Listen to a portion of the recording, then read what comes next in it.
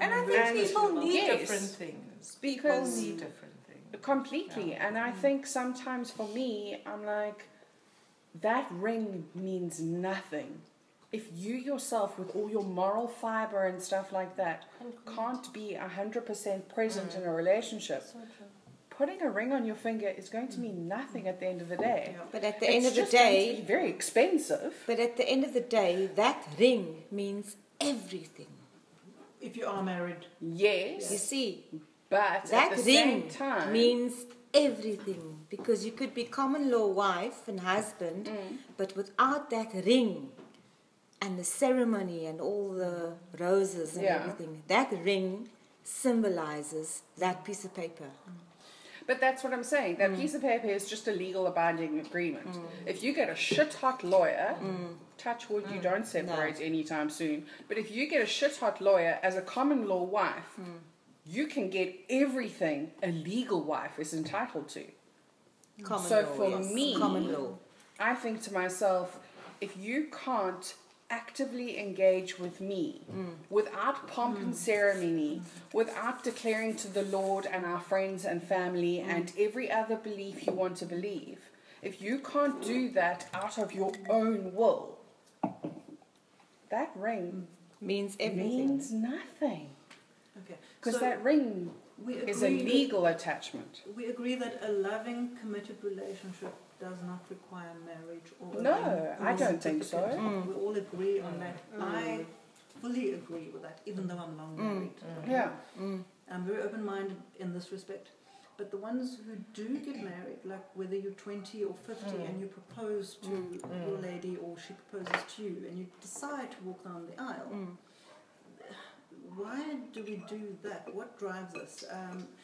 For me, well, for many people, family kind of like puts pressure on the couple. So when are you going to propose? You must do it this way and that way and whatever, you know. So in the absence of that family pressure, which I didn't have and Simon didn't have either, but like I said to you earlier, he proposed after 1 month and I was like, yes please. I'd kissed so many folks and I just knew this was the one, and married or not, I wanted to be with him. This was the one. Like I knew I wanted to have children with him and all that thing. So when he said, will you marry me? I was like, absolutely. I didn't have to think for a second.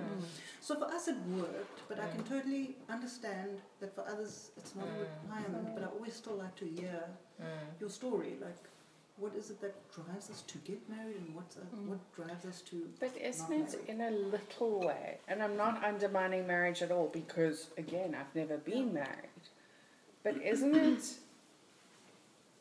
you know, when people do things because they really want to and not because there are ramifications and legal and all of that. Yeah.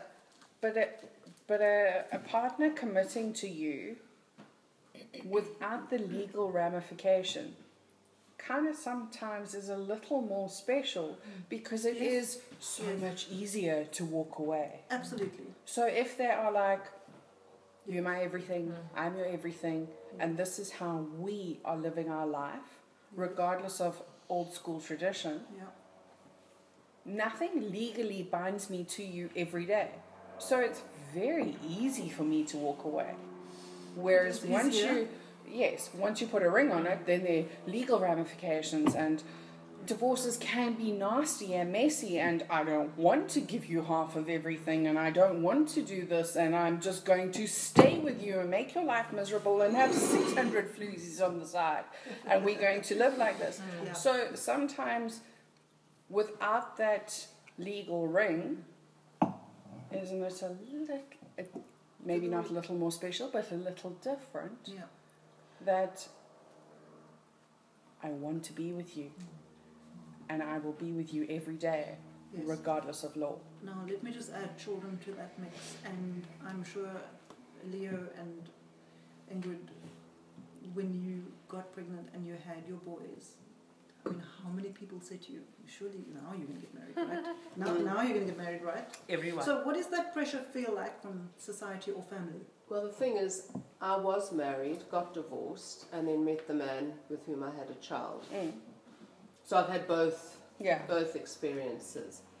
certainly when I got married, I was 27, which at the time, we're talking 1991, it was quite not old, but certainly others in my family had got married at 24, 25. So I thought I was sure. I'd gone out with the guy for 7 years, and yet the marriage lasted 2 years.